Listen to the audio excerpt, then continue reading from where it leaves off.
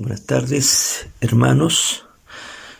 En esta ocasión voy a compartir el video del estudio bíblico basado en el libro de los Jueces, que en esta ocasión estuvo a cargo de nuestro hermano Pedro Pablo Leiva y que corresponde a la segunda parte de la lección 5. Así que voy a dejarlos con nuestro hermano del video que él ha preparado, con el estudio, y les invito a tener un momento de oración. Padre nuestro que estás en los cielos, Señor, queremos darte gracias en esta tarde, Señor, por tu bendición permanente sobre nosotros. Darte gracias, oh Dios, por tus cuidados, por tu ayuda en todo lo que cada día necesitamos, Señor. Damos gracias a ti también porque tenemos la oportunidad de crecer en tu palabra, de aprender tu palabra, Señor. Gracias por los hermanos que cada semana están preparando esta serie de estudios. Rogamos, Dios, que tu bendición sea en cada uno de ellos, Señor.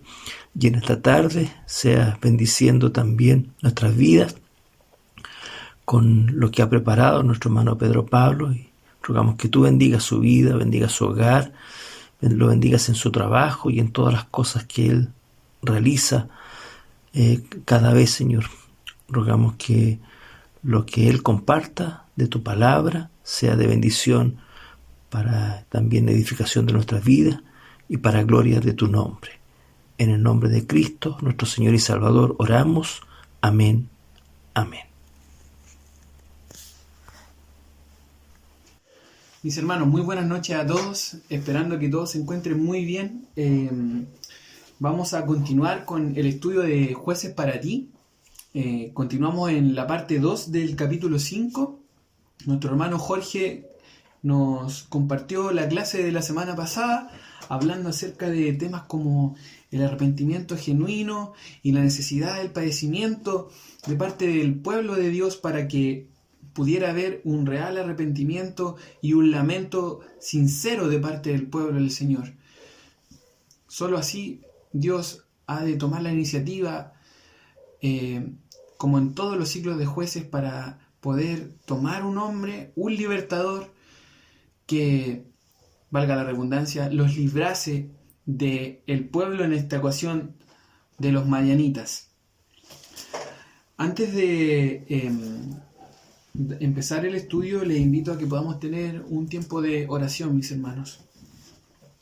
Amado Señor, cuántas gracias te damos, Padre Celestial, por llegar a esta hora del día, Señor, para poder aprender de tu palabra, Señor, guardar un trozo de tu palabra, Señor, en nuestras vidas y poder llevarla, que nos pueda tocar, Señor, en todas nuestras debilidades, Señor, y también nos pueda enseñar quién eres tú, Señor, cómo eres tú, cómo es tu amor, Señor, para con nosotros. Padre, bendice esta palabra, bendice este estudio, bendice a cada uno de los hermanos que ha de verlo, Señor, y que tu palabra, Señor, sea viva en nuestras vidas. En el nombre de Jesús te lo pedimos. Amén y amén. Bueno, los invito a que puedan abrir sus Biblias desde sus casas. Si quieren pueden ponerle pausa a esto para no escucharme leer a mí y leerlas ustedes, o la leemos en compañía, como ustedes prefieran. Vamos a continuar la lectura en el estudio hoy desde el versículo 10 hasta el versículo 40. Es un poco extenso, así que vamos a darle una lectura lo más fluida posible. Dice así: Y os dije, yo soy Jehová vuestro Dios, no temáis a los dioses de los amorreos, en cuya tierra habitáis, pero no habéis obedecido a mi voz. Y vino el ángel de Jehová, y se sentó debajo de la encina que está en Ofra, la cual era de Joás Abieserita, y su hijo Gedeón estaba sacudiendo el trigo en el lagar, para esconderlo de los madianitas. Y el ángel de Jehová se le apareció y le dijo: Jehová está conmigo, varón esforzado y valiente. Está contigo, varón esforzado y valiente. Y Gedeón le respondió: Ah, Señor mío, si Jehová está con nosotros, ¿por qué nos ha sobrevenido todo esto? ¿Y dónde están todas tus maravillas? ¿Qué de nuestros padres nos han contado diciendo: ¿no nos sacó Jehová de Egipto? y ahora Jehová nos ha desamparado y nos ha entregado en mano de los madianitas. Y mirándole Jehová le dijo: Ve con esta tu fuerza y salvarás a Israel de la mano de los madianitas. ¿No te envío yo? Entonces le respondió: Señor mío, ¿con qué salvaré yo a Israel? He aquí que mi familia es pobre en Manasés y yo el menor en la casa de mi padre. Y Jehová le dijo: Ciertamente yo estaré contigo y derrotarás a los madianitas como a un solo hombre. Y él respondió: Yo te ruego que si he hallado gracia delante de ti, me des señal de que tú has hablado conmigo. Y te ruego que no te vayas de aquí hasta que vuelva a ti y saque mi ofrenda y la ponga delante de ti. Y él le respondió: Yo esperaré hasta que vuelvas. Entrando Gedeón, preparó un cabrito y panes sin levadura de la efa de harina, y puso la carne en un canastillo y el caldo en una olla, y sacándolo se lo presentó debajo de aquella encina. Entonces el ángel de Dios le dijo: Toma la carne y los panes sin levadura, y ponlos sobre esta peña, y vierte el caldo. Y él lo hizo así. Y extendiendo el ángel de Jehová el báculo que tenía en su mano, tocó con la punta la carne y los panes sin levadura, y subió fuego de la peña, el cual consumió la carne y los panes sin levadura, y el ángel de Jehová desapareció de su vista. Viendo entonces Gedeón que era el ángel de Jehová, dijo: Señor Jehová, que he visto al ángel de Jehová cara a cara. Pero Jehová le dijo: Paz a ti, no tengas temor, no morirás. Y edificó allí Gedeón altar a Jehová, y lo llamó Jehová Salom, el cual permanece hasta hoy en Ofra de los abiezeritas.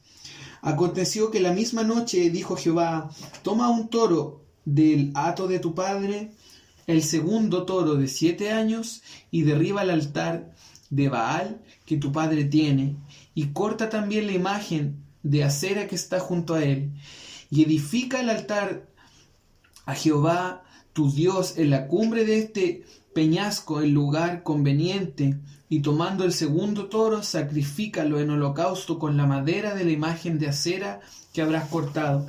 Entonces Gedeón tomó 10 hombres de sus siervos e hizo como Jehová le dijo, mas temiendo hacerlo de día por la familia de su padre y por los hombres de la ciudad, lo hizo de noche.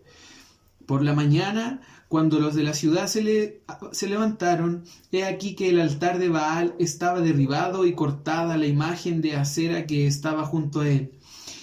Y el segundo toro había sido ofrecido en holocausto sobre el altar edificado. Y se dijeron unos a otros, ¿quién ha hecho esto? Y buscando e inquiriendo le dijeron, Gedeón, hijo de Joás, lo ha hecho. Entonces los hombres de la ciudad dijeron a Joás, saca a tu hijo para que muera, porque ha derribado el altar de Baal y ha cortado la imagen de acera que estaba junto a él. Y Joás respondió a todos los que estaban junto a él, ¿contenderéis vosotros por Baal? ¿Defenderéis su causa? Cualquiera que contienda por él, que muera esta mañana. Si es un dios, contienda por sí mismo con el que derribó su altar. Aquel día Gedeón fue llamado Jerobaal, esto es, contienda Baal contra él, por cuanto derribó su altar. Pero todos los madianitas y amalecitas y los del oriente se juntaron a una y pasando acamparon en el valle de Jezreel. Entonces el espíritu de Jehová vino sobre Gedeón, y cuando éste tocó el cuerno, los abiezeritas se reunieron con él, y envió mensajeros por todo Manasés, y ellos también se juntaron con él. Asimismo envió mensajeros a Aser, a Zabulón y a Neftalí, los cuales salieron a encontrarles. Y Gedeón dijo a Dios, si has de salvar a Israel por mi mano, como has dicho, he aquí que yo pondré un vellón de lana en la era, y si el rocío estuviera en el vellón solamente, quedando seca toda la otra tierra, entonces entenderé que salvarás a Israel por mi mano, como lo has dicho. Y aconteció así, pues cuando se levantó de mañana, exprimió el vellón, y sacó de él el rocío un tazón lleno de agua. Mas Gedeón dijo a Dios: no se encienda tu ira contra mí. Si aún hablare esta vez, solamente probaré ahora otra vez con el vellón. Te ruego que solamente el vellón quede seco y el rocío sobre la tierra. Y aquella noche lo hizo Dios así. Solo el vellón quedó seco y en toda la tierra hubo rocío.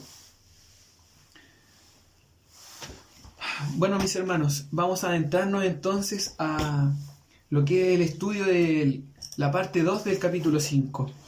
Timothy Keller nos divide este extracto de Jueces en 3 partes.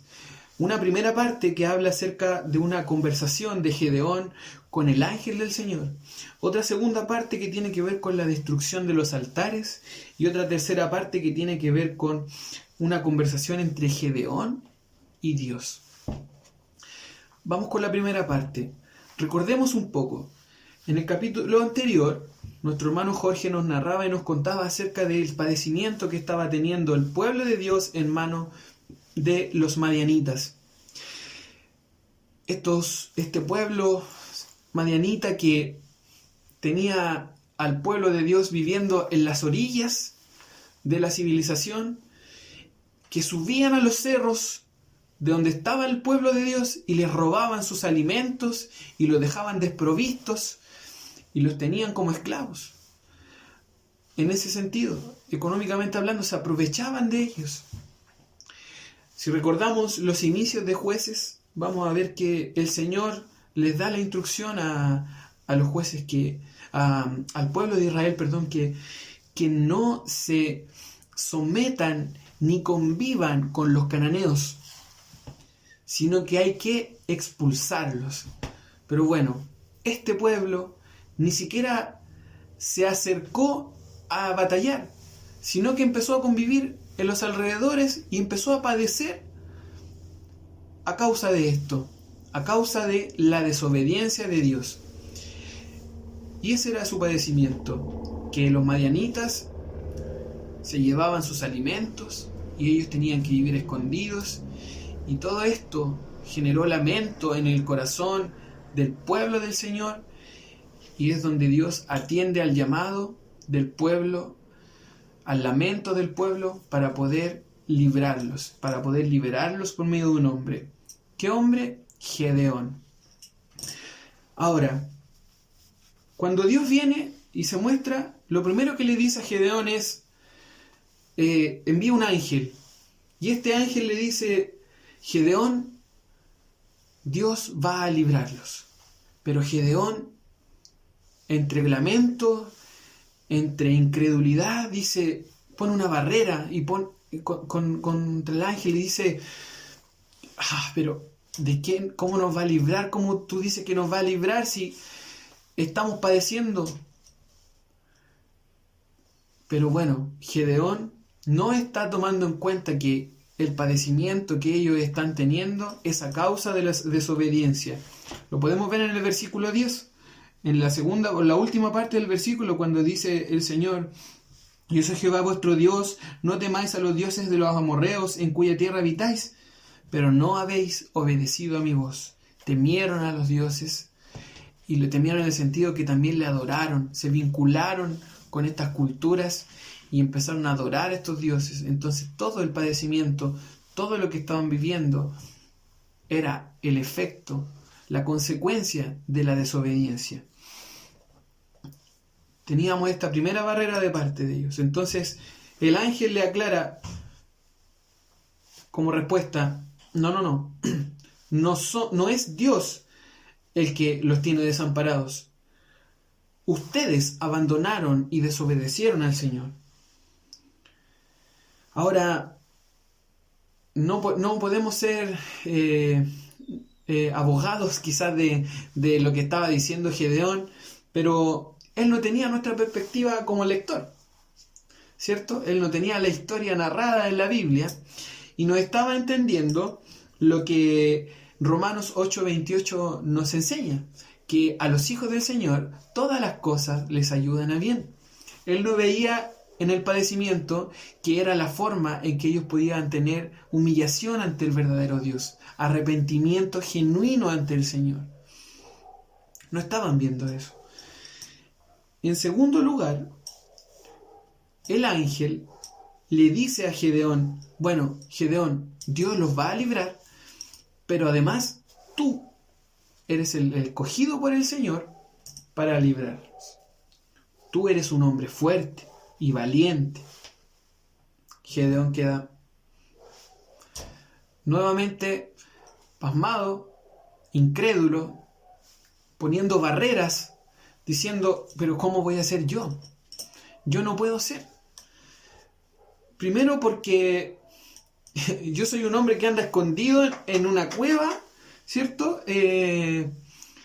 Guardando y escondiendo el trigo. Yo creo que no soy el mejor prototipo de un héroe, de estos héroes que el Señor envió.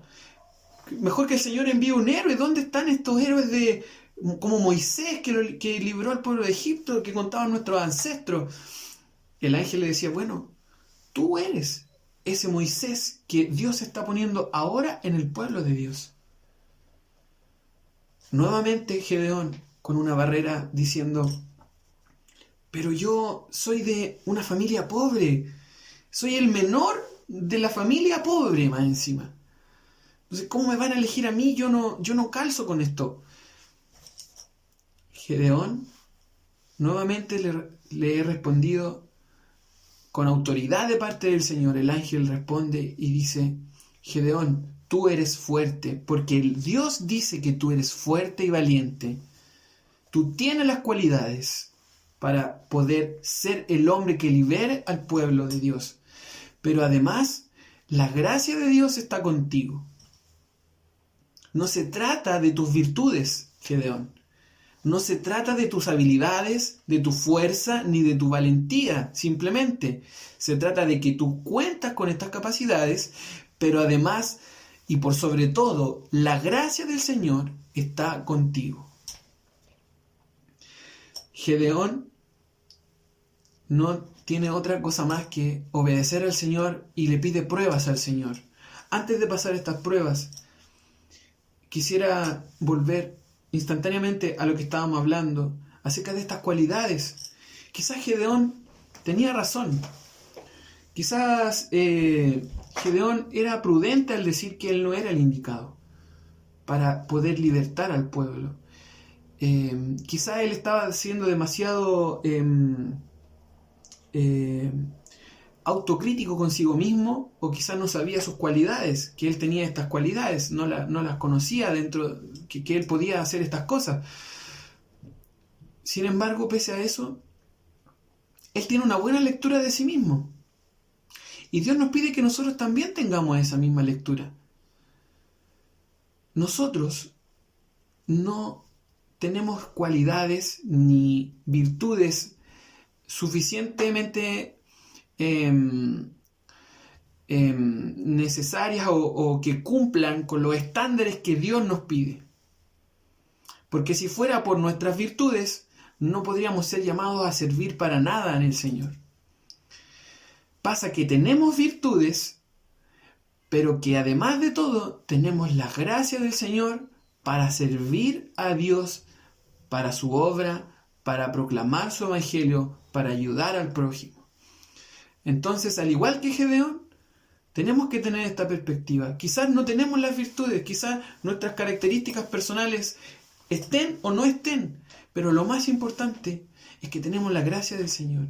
Y es la gracia del Señor la que tiene que ponernos, la que nos mueve a estar dispuestos a obrar, a decir, sí, Señor, yo voy a obrar para ti, para tu gloria, para tu evangelio, para proclamar tu palabra, para poder ayudar al prójimo, ayudar a mis hermanos. Gedeón, volviendo, le pide al Señor una prueba. Entonces él le ofrece un sacrificio, y este sacrificio, como veíamos en la palabra, constaba de esta carne, este caldo, este pan sin levadura, y el ángel accede a esto. El ángel de Jehová accede a esto y Gedeón, cuando se da cuenta que el ángel consume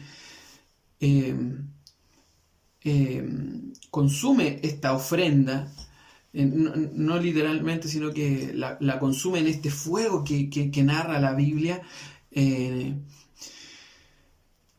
se siente espantado porque se da cuenta que está realmente en presencia del ángel del Señor. Pero Dios dice, no temas, no vas a morir, tranquilo, vas a tener paz. Y viene paz en su vida. Ahora, vamos a dejar este sacrificio ahí, porque esto es una prueba que Gedeón pide. Gedeón le pide esta prueba y Dios accede a esta prueba. Dios accede a esta prueba, Gedeón ve que realmente era el ángel del Señor. Vamos a dejarla ahí. Por favor, tengan esta idea ahí porque la vamos a retomar. Ahora bien, Gedeón acepta la verdad, este ordenamiento, este mandato de parte del Señor y pasa a hacer algo que Dios le pide. Y esto tiene relación con la destrucción de los altares, que es el segundo tema. Recordemos nuevamente el contexto. Pueblo del Señor, pueblo de Israel, mezclado con los cananeos, en este caso con los madianitas, adorando a otros dioses. Y Timothy Keller lo narra de buena manera, dice que el pueblo de Dios oficialmente seguía adorando a Dios, al yo soy, al verdadero Dios, pero a este gran yo soy, el Dios verdadero, estaba acompañado de pequeños diosesitos. Los dioses de las tormentas, de la lluvia, del sol, del viento, de la agricultura, de la economía, del placer, de la fiesta, del arte. Todos estos dioses que tenían estas culturas, ellos también los adoraban y los seguían. A tal punto que nos ilustra que el papá de Gedeón tenía un altar. El padre de Gedeón tenía un altar de Baal y de Asera. Y Dios le dice a Gedeón,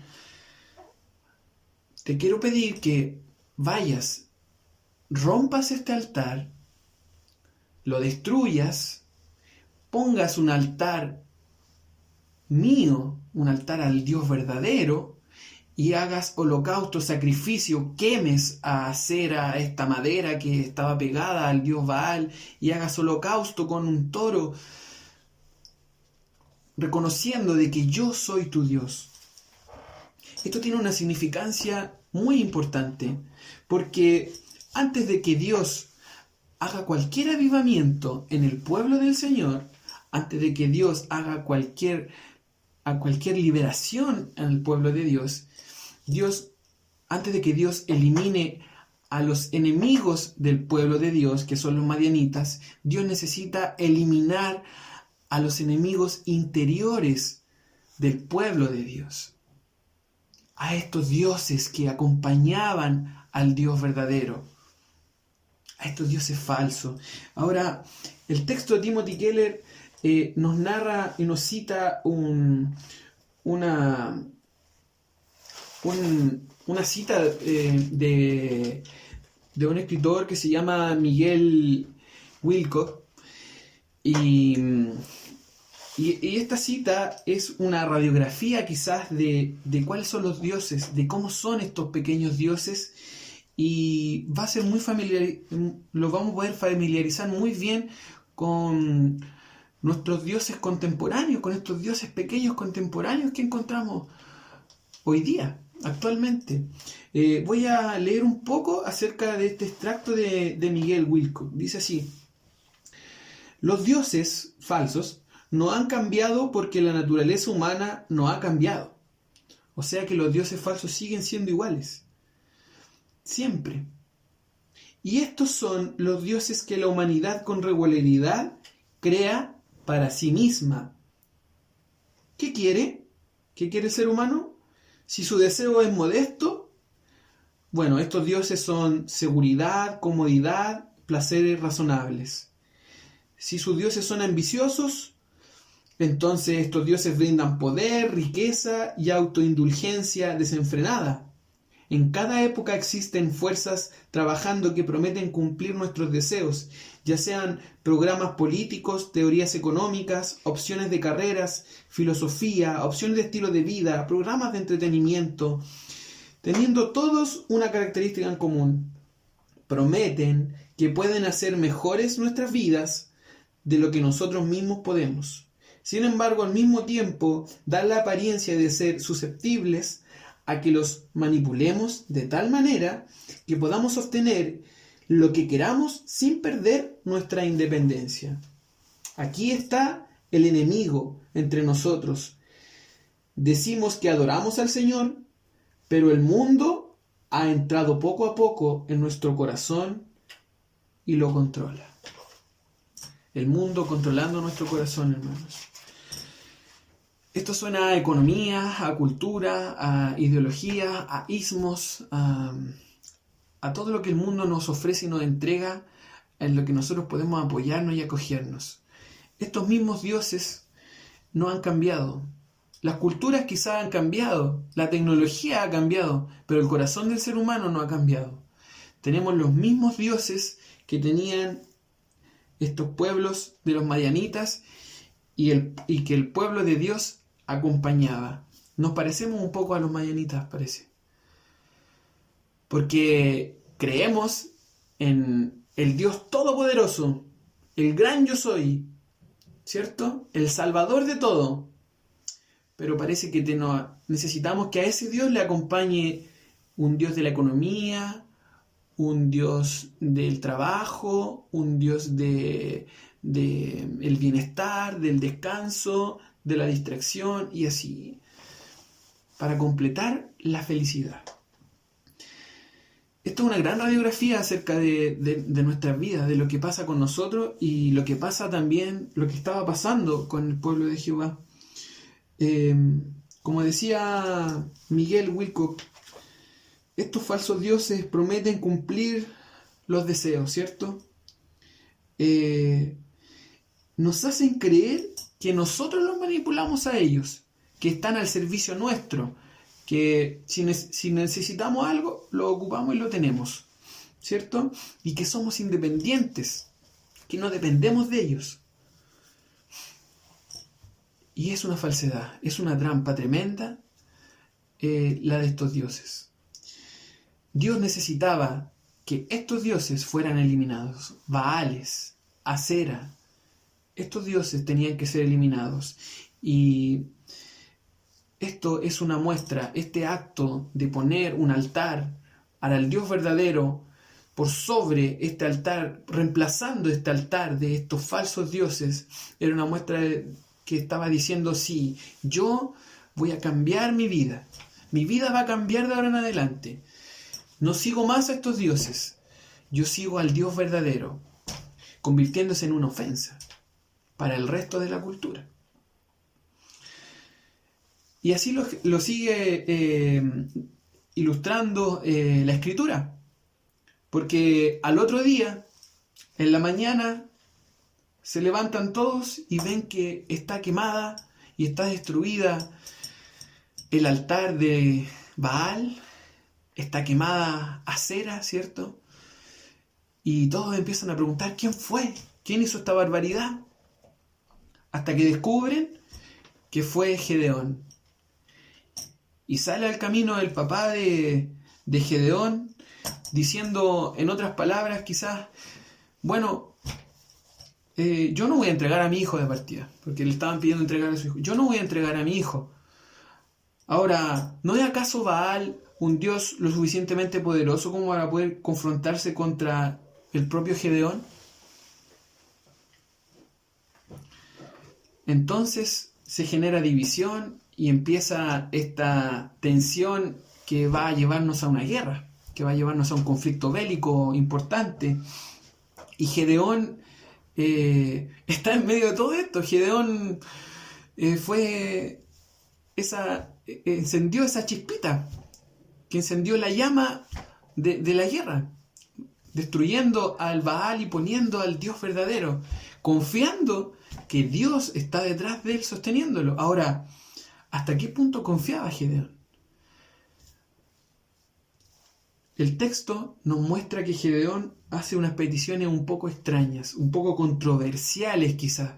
A la primera lectura es un poco controversial acerca de este vellón de lana que pide Gedeón que el Señor moje de cierta manera. Gedeón está siendo víctima de la idolatría. Gedeón ha estado adorando a tantos dioses que tiene miedo de tomar pasos. Está viendo que se le está viniendo un pueblo encima a batallar contra él. Dios lo está sosteniendo, está poniendo aliados a su lado, pero aún sigue inseguro. Y su inseguridad es porque él está acostumbrado a convivir con muchos dioses. Ahora, si pensamos y llevamos esta parte, este extracto donde Gedeón está pidiéndole estas cosas particulares al Señor, podemos, Timothy Keller nos invita a pensar en Mateo 4 del 5 al 7, donde Cristo es tentado. Y Cristo tiene una respuesta enfática. No tentarás al Señor tu Dios. ¿Qué pruebas necesita? ¿Por qué el Señor? ¿Por qué Dios tiene que probar que Él es el Señor? Si Él es simplemente. Ahora sí, vamos a tomar esta idea que teníamos. ¿Se acuerdan de la primera prueba de Gedeón cuando ofrece esta ofrenda al ángel de Dios, ¿cierto? Volvamos a eso. ¿Acaso no era suficiente eso para demostrarle a Gedeón que Dios estaba detrás de él? Puede ser muy cuestionable.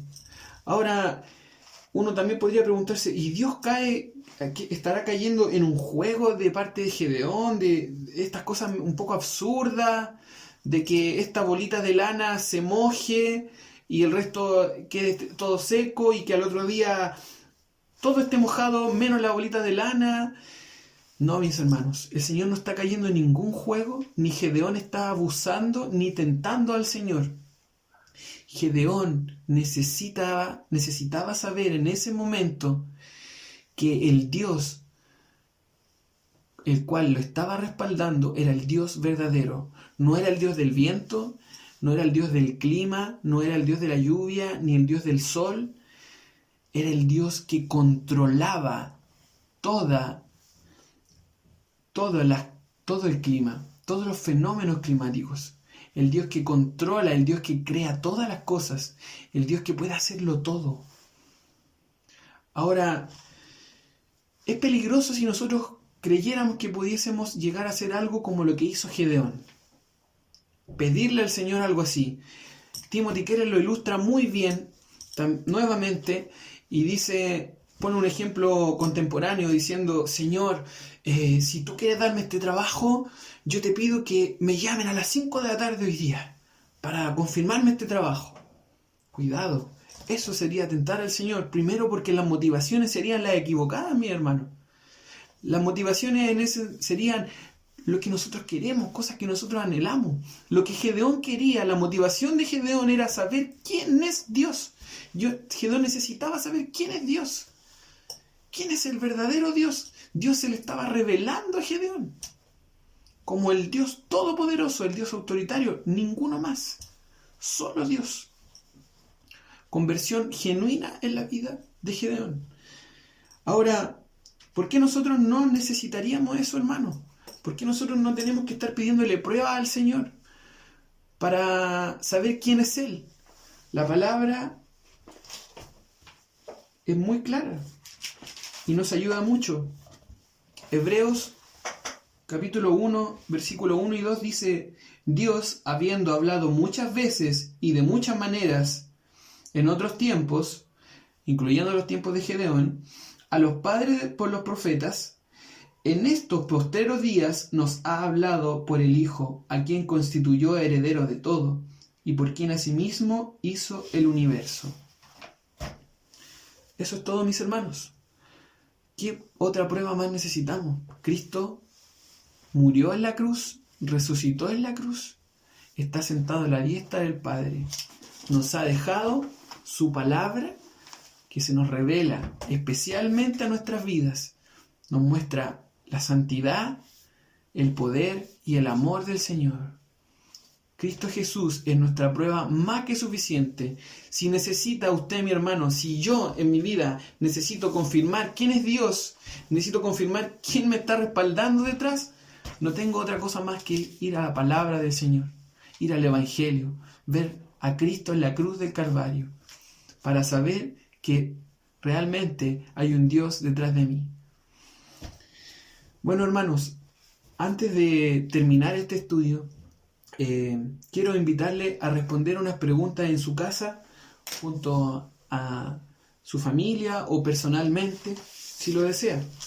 Las preguntas de esta parte del estudio son las siguientes. Dice así. La número 1. ¿Qué problema estás enfrentando? ¿Lo verás como problemas que tienen que ser quitados como posibles formas en las que Dios te haga cambiar y madurar? Esto hace referencia, recordemos, a la primera parte del estudio.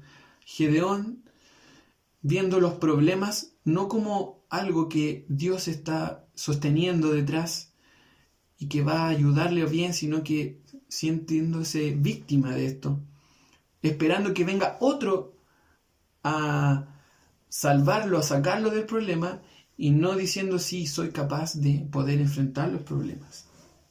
La pregunta número 2 dice, ¿cuáles son los dioses falsos que te están exigiendo que los adores al lado del único Dios verdadero? Y la pregunta número 3, ¿hay áreas en tu vida donde tengas que pedirle a Dios que te guíe hacia su Hijo para que puedas confiar de una forma más plena en sus promesas? Hermano, lo invito a que pueda responder esas preguntas en su casa. Y para finalizar, tengamos un momento de oración. Amado Padre Celestial, gracias te damos, Señor, por tu palabra, porque tu palabra siempre es oportuna, siempre llega a tiempo a nuestras vidas, Señor. Y siempre ha de exhortarnos, Señor, para ver nuestra condición delante del Dios Todopoderoso, del Dios Santo y el Dios lleno de misericordia, Señor. Gracias te damos porque tú eres bueno y justo para perdonarnos, Señor. Y permite, Señor, que tú pongas arrepentimiento en nuestras vidas, Señor. Que podamos vincularnos, Señor, más a tu obra y que podamos también quitar, Señor, estos dioses que el mundo nos ofrece, Señor. Dependencia, Señor. Padre, que podamos encontrar seguridad y felicidad en la persona de Cristo, Señor, en tu Hijo amado que entregaste en la cruz, Señor. Gracias te damos por este estudio. Bendice a cada uno de mis hermanos, Señor. Te lo pido en el nombre de Jesús. Amén y amén. Que el Señor les bendiga, que tengan muy buena noche. Muchos cariños.